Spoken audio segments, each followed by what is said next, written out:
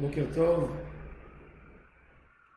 להצלחת אברהם בן מסעודה, לעילוי נשמת מרגלית בת רבקה.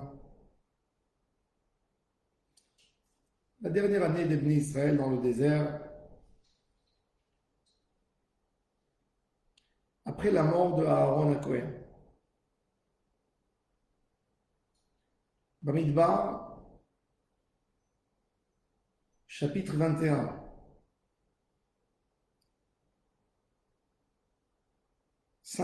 Quatrième verset. Am Israël part de Horar dans la direction de la mer des jonques pour tourner le pays d'Édom. Le peuple perd le courage pendant cette marche et ils se plaignent de Dieu et de Moïse. Pourquoi nous avez-vous tirés de l'Égypte pour nous faire mourir dans ce désert, car il n'y a pas de pain, pas d'eau, et nous sommes excédés de ces misérables aliments. Et là, Akadosh Baruch Hu, l'Éternel, suscita contre le peuple les serpents brûlants. On a là-bas l'histoire avec les serpents. Dans le désert, on a eu une fois que les Bnei Israël se sont plaints. Donc, Kivrot Atahava, ils ont dit, on veut manger aussi de la viande. Ils ne sont pas pleins de la manne, mais ils voulaient de la viande. Mais là, après 40 ans, ils n'en pouvaient plus avec la manne. Et la question qui se pose, pourquoi on attend 40 ans pour être dégoûté de la manne? Un homme qui mange une nourriture un jour, 2 jours, 3 jours, 10 jours la même, il se dégoûte après 10 jours, après 1 an. Il n'attend pas 40 ans pour être dégoûté qu'après 40 ans. Pourquoi cette histoire contre la manne, on en a marre, et d'appeler la manne un pain abîmé, un pain abîmé et misérable, pourquoi ça vient qu'à la 40e année? Alors en réalité, la Torah nous apprend un point très important. Quand la personne a une grande neshama en lui, il comprend, il est plein de motivation et plein d'ambition. Toutes les petites épreuves sont des petites choses pour lui et ne l'embêtent pas dans la vie, dans le quotidien. Mais quand la personne n'a plus d'ambition, n'a plus de motivation, n'a pas une grande neshama, toute petite chose le gêne, l'embête, le fait reculer d'Akadosh Baruch Hu. Quand ils sont sortis d'Égypte, ils avaient avec eux Moshe, Aaron, plein de motivation pour venir en Eretz Israël. On ne fait pas qu'à au pain, à la rigueur, on ne se rappelle même pas de ce qu'on a mangé parce qu'on est tellement occupé dans ce qu'on a envie de faire. Mais quand on a un désespoir, quand la neshama n'est pas guérie, quand la neshama est malade, quand la neshama n'a plus de bonnes idées, de grandes idées, donc on se plaint des petites choses qu'on a à côté de nous.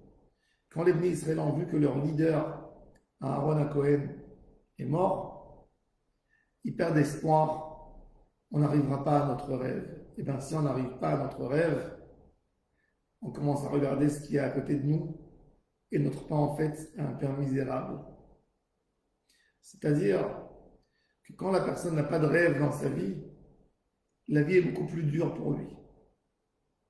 Il regarde les petits détails et il n'est pas content de ce qu'il voit autour de lui. Il voit tous les défauts qu'il peut voir. Il cherche les défauts pour dire je suis malheureux.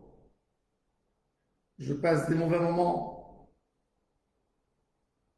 La Torah te dit, quand tu n'as pas de grandes idées, c'est le remède pour tomber dans la détresse, la tristesse, la critique. La personne, il appelle ça ouvrir ses yeux et voir ce qu'il y a autour de lui. Cette ouverture des yeux vient quand l'homme n'a pas de rêve. Toujours un homme doit rêver. Toujours un homme doit avoir des projets. Le malheur commence quand l'homme arrête d'avoir des projets. Quand un homme, il est là en train de courir pour créer, pour construire, il a des projets, donc il ne regarde pas le détail, il ne regarde pas les petits problèmes, il ne cherche pas la petite bête. Quand l'homme n'a pas de rêve, n'a pas de motivation, n'a pas d'ambition, c'est là qu'il trouve la petite bête, les petits problèmes qui deviennent des problèmes énormes, qui énormient et qui lui font tellement de mal et de tort. Akadosh Baruch Hu leur a envoyé des serpents qui brûlent. Le serpent, c'est l'animal qui a été maudit jusqu'à la fin des temps. Et quand le serpent a forcé Adam, a amené Adam et son épouse Ève vers la faute, Dieu l'a maudit, lui a dit, ce que tu mangeras aura le goût de la poussière de la terre, tu n'auras aucune saveur, tu n'atteindras aucun goût dans tout ce que tu manges. Le serpent, on s'éloigne du serpent, on dit que le serpent est dangereux. Le serpent peut attaquer même si on ne le provoque pas. Et c'est pour ça que les hommes se sauvent du serpent. Pourquoi les hommes se sauvent du serpent? Parce que ils ont peur de lui, il fait du mal même si on ne l'a pas provoqué. Il attrape l'homme même s'il n'a pas de goût. En fait, c'est un animal qui n'a plus de rêve dans la vie, qui n'a pas d'ambition. Il sait qu'il ne trouvera aucun goût. Donc il se remet en colère contre tout son entourage. Et c'est exactement ça. La faute des Bnei Israël, c'est qu'ils ont perdu le rêve. Ils ne voulaient pas y croire. Quand quelqu'un est en train de construire, il est plein de foi, il se dit, j'ai mon bonheur qui m'attend, plus loin, encore un peu de travail. Et chaque fois dans sa vie, quand il arrive à un passage, il rêve de nouveau, il met un autre projet. Il est en train de construire et il ne regarde pas les détails. Et quand il est en déprime, quand un homme commence à chercher à critiquer son entourage, c'est-à-dire que cet homme ne construit rien en ce moment. Si vous voyez un homme qui critique son entourage, sachez-le que cet homme ne crée rien.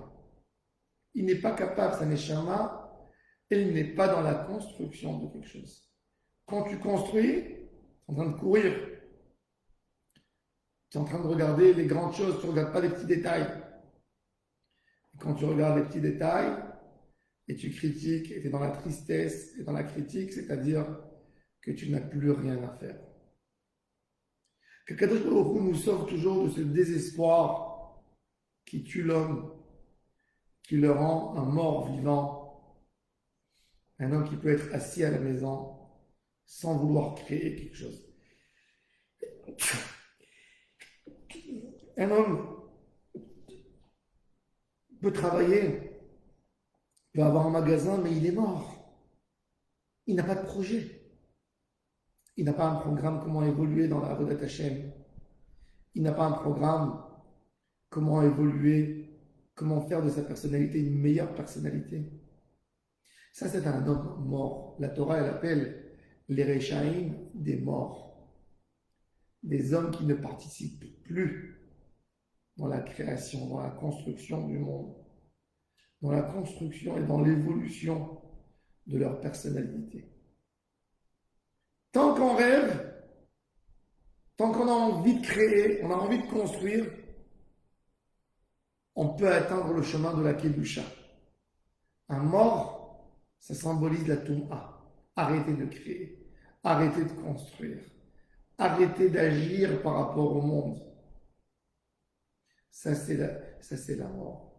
Le côté vivant, il ne peut pas rester que dans un endroit de blessure. Tu prends une plante ou un petit arbuste, tu lui coupes une branche. Il continue à pousser, même s'il n'a pas de branche.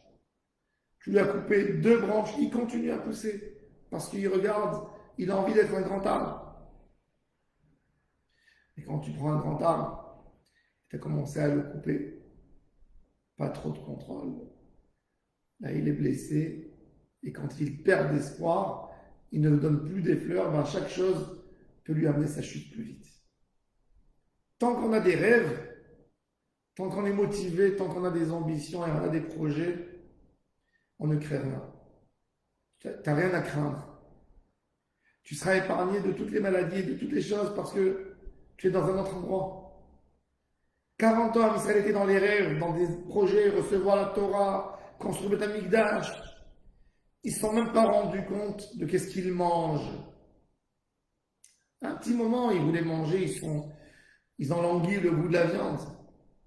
Mais quand il n'y a plus de projet dans la tête, c'est en ce moment que l'homme appelle la manne, le pain du ciel que Dieu lui donne, l'echem kelokel, un pain misérable, un pain abîmé. Renoncer ce cadeau extraordinaire que Kadosh Baruch Hu nous donne tous les jours, le pain à côté de la porte, abandonner ce cadeau et l'appeler une malédiction. Ça, c'est le sens de la critique. Un homme que depuis longtemps a quitté la notion de vivre, alors il critique. Il cherche le négatif parce qu'il est dans le négatif. Donc, qu'est-ce qu'il voit? Où il regarde, il cherche du négatif. Pourquoi? Parce que ça le ressemble. Soyons forts, soyons dans le côté positif toujours. Soyons dans le côté qui construit. Et là, on n'entrera pas les petites bêtes, petits détails. Et on arrivera à avoir une idée globale de beaucoup de choses qui nous aideront à évoluer dans notre vie privée et dans notre avodat Hashem avec Akadosh Baruch Hu et dans notre entourage. Je souhaite à tous et à toutes une excellente journée.